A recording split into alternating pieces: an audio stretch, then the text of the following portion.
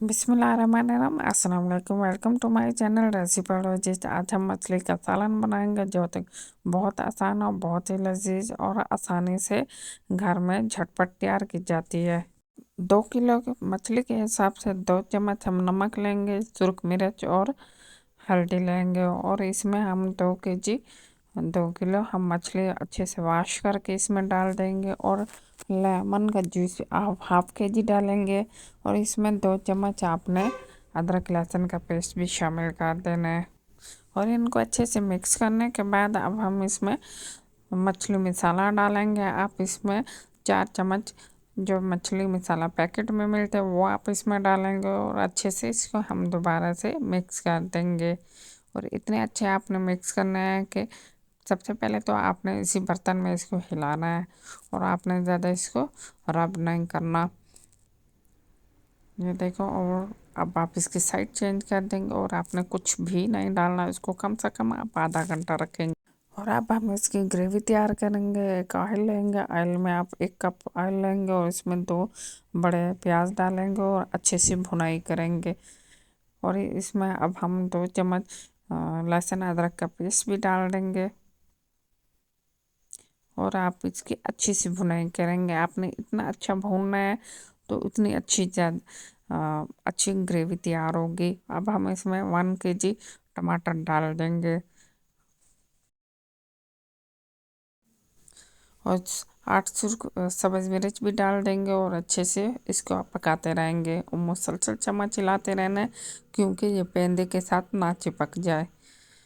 और अब हम मोटा मोटा इसका सूखा धनिया इसी तरह कूट लेंगे और वो भी हम 3 चम्मच इसमें डाल देंगे। और इस यही स्टेज आती है जब टमाटर और ग्रीन चिली सारे मिक्स हो जाते हैं और टमाटर अच्छे से भुने जाते हैं तो तब हम ये सूखा धनिया डालेंगे। और आगे भी हम एक दफ़ा फिर दोबारा डालेंगे। वो हमने कब डालना है वो आप वीडियो के साथ साथ रहेंगे तो आपको खुद पता चल जाएगा कि मैं ये सूखा धनिया किस टाइम डालेंगे। ये अच्छे से हम भुनाई कर लेंगे। ये देखें माशाल्लाह से अच्छी सी भुनाई हो गई है। और थोड़ा सा पानी डालेंगे ताकि टमाटर और भी अच्छे से गल जाए। साथ साथ अगर ये पेंदे को चिपक रहा हो तो आप 1-1 चम्मच पानी डाल सकते हैं। अगर आपको ये रेसिपी पसंद आ रही है तो आप लाइक शेयर एंड सब्सक्राइब ज़रूर कीजिएगा। अब इसमें आधा किलो दही डाल देंगे और दोबारा से अच्छी भुनाई कीजिएगा। दही आप कोशिश करें कि खट्टी दही डालनी है तो इससे सालन का टेस्ट और जायका तो बहुत ही लाजवाब आता है। तो इसी तरह अब हम मज़ीद इसकी भुनाई करते रहेंगे। और दही को इतना आपने पकाना है कि दही का अपना पानी भी खुश्क हो जाए। ये पानी पानी है तो ये खुश्क हो जाना चाहिए और आपने इसको इतना भूनना है और इसका ऑयल निकलना शुरू हो जाए। ये देखें ये ऑयल अब इसका निकलना शुरू हो रहा है। तो इसी स्टेज पे ही हम इसको मज़ीद पकाते जाएंगे जब ऑयल सारा ऊपर आ जाएगा।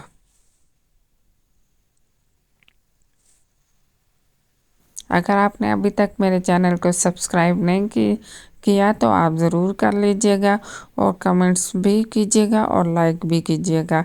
अब ये देखो माशाल्लाह से अच्छे से ऑयल ऊपर आ गया है और बहुत ही ज़बरदस्त और बहुत ही लजीज इसकी खुशबू आ रही है।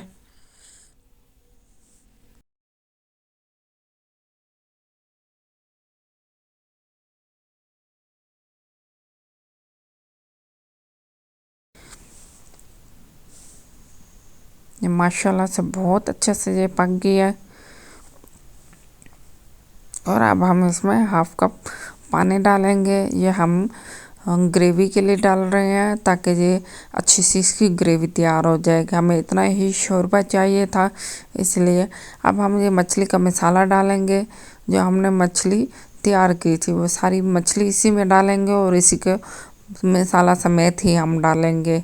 ये देखें। और आपने इसमें सबसे अहम बात यह है कि इसमें ज़्यादा चम्मच नहीं हिलाना वरना मछली सारी टूट जाएगी। और ये देखें ऊपर आपने इसी तरह फैला देना है और चम्मच आप इसके सेंटर में रख देंगे और नीचे ही मुसलसल पैंदे पे आप इसको हिलाते रहेंगे ताकि मसाला नीचे चिपके नहीं। और इसको मीडियम आंच पे ये कम से कम 20 मिनट में रेडी हो जाती है। और आपने इसी तरह ही आराम आराम से चम्मच हिलाते रहना है। मछली की पीसीस को, मछली की बोटियों को आपने बिल्कुल भी नहीं हिलाना, वरना ये टूट जाती है नरम होके। तो इसलिए इनको ऐसे ही 1 या 2 दफ़ा ही आप चम्मच के साथ हिला सकते हैं। माशाल्लाह से ज़बरदस्त। अब हम इसको 5 मिनट दम पे रख देंगे। ये देखो माशाल्लाह से इसको ऑयल सारा ऊपर आ गया है और ये ज़बरदस्त सा हमारा सालन तैयार हो गया मछली का।